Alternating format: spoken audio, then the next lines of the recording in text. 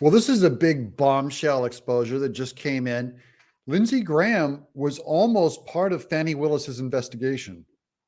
This shows how far reaching this lady's octopus tentacles reached out. Not just Lindsey Graham, but two other politicians in Georgia whom you all know. We'll get to their names in just a second. First, thank you all for subscribing. We're going to expose Fani Willis, and this is part of her huge overreach, and Lindsey Graham narrowly dodged a bullet. He almost went to Fulton County Prison, and you all can tell me, what exactly would Lindsey Graham be doing to survive in Fulton County Prison? You can let us know in the comments below. Newly released court documents show Fulton County grand jurors wanted to charge Lindsey Graham, Michael Flynn, and former Georgia Senators Kelly Loeffler and David Perdue with election fraud. They were going to get them because they had traced phone calls. So this is part of their when they found out that Lindsey Graham had called Raffensperger and said, it'd be really good to look over the electors, or let's find some votes, things like that. Lindsey Graham was part of Trump's pressure team to call them, and so they were on the list. So was Loeffler, so was Perdue, and Michael Flynn. And then they ended up not getting called in. That right now they have 19 defendants on that case. That just these four alone would bring it up to 23 defendants. This is insane. This is a circus. And I don't know why they didn't do it, but I think they just think they've got enough people and enough busyness to bug Trump's election that they didn't need more. But they may still, this could still be another play. Let's keep watching. Matt Whitaker. Matt, good morning, by the way. This is stunning, Good Matt. morning, Will. I mean, the number of people this grand jury looked to indict, and the breadth, senators, United States senators in this case. We've never had a sitting U.S. senator brought into a case like this, an active U.S. senator, Lindsey Graham. And it shows how broad they are. I think Fani Willis probably looked too much and probably went to the amateurs that are part of this grand jury and say, guys, this is abridged. This would look too bad. And Lindsey Graham would probably buckle under pressure, by the way. So it's a good thing he didn't get called in. He'd probably plea out. A lot of people give credibility to something that comes out of a grand jury, Matt. How much credibility does this deserve? For starters, I'll answer for him first. It doesn't deserve any credibility. This is pure politics. We've already gone over this. I'll let you guys decide. Will other politicians end up getting sucked into this Fani Willis case in this grand jury? How far will they go to affect Trump's election in 2024?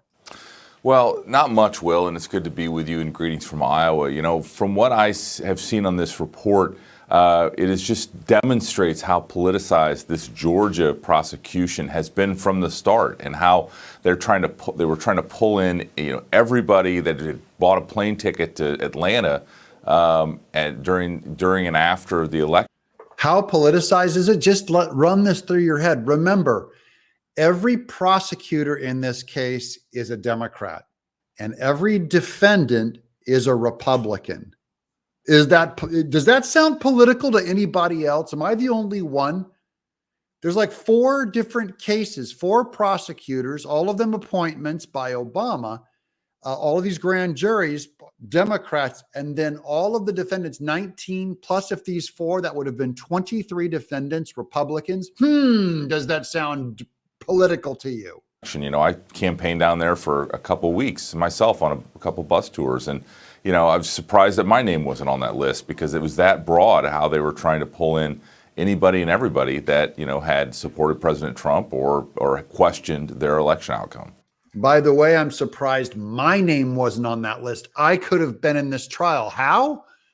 I was in email contact with John Eastman, who's one of the defendants.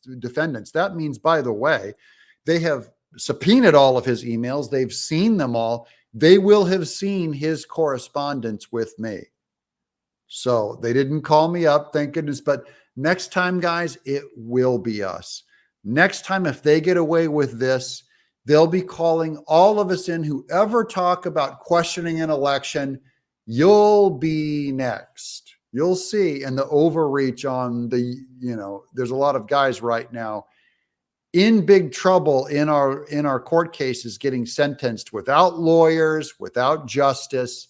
And these are all Obama appointees. This is mostly the leftover Obama corruption. Hillary Clinton was an amateur compared to Obama. Biden is an incompetent amateur compared to Obama. And it's Obama, all of his picks that are running the government right now. Biden's not running the government, guys. He's only awake 4 hours a day. He's on vacation 80% of the time. He's not running anything. These are Obama's people. Yeah. What is it, Matt? What is although Lindsey Graham and Kelly Loeffler and David Perdue were not charged, it's some conspiracy to commit election fraud, I'm sure, which would have run headlong into the First Amendment. Yeah, that First Amendment would have been the first problem, is that all these people were just using their First Amendment right to communicate. And Trump, too, they didn't do anything illegal in expressing a political opinion about elections. All right. No one did anything weird or mischievous at all. I mean, but the Democrats are making this a First Amendment issue. The Democrats, by the way, never supported the First Amendment. And so they do not believe in free speech.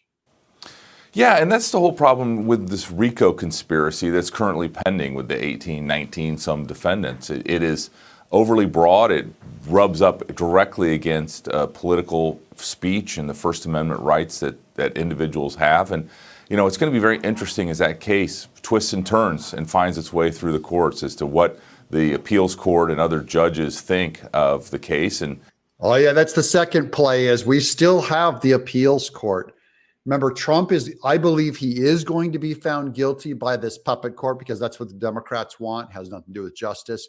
But then they have to make it through the appeals court. And RICO statutes, RICO charges are famous for getting overturned upon appeal. They're too far reaching. They are too easy to misapply. But by then, the Democrats will have done enough damage to Trump's campaign. Again, this is all part of their strategy. They don't care if Trump goes to jail or not. They just want all of this stuff to happen before the 2024 election. And how it ultimately is determined. Well, ultimately, all this is in God's hands. But of course, the people, he wants us to have a say also. So make sure that you get in and have your say. This is your American right to get in and talk. You're not done yet. So many of you, I know my audience, okay? My audience is mostly 45 to 85 years old. We're old, my people. But you know what? You have the exact same rights as everyone else. You have free speech. You can call your senator. You can write a blog. You can complain. You can give us a thumbs up. And thanks for subscribing. You can tell your friends, you speak out. It is okay. I'm here to defend you. They can throw me in jail. They might. But you can't take away my voice. I'm not a wussy. This is Doug in Exile.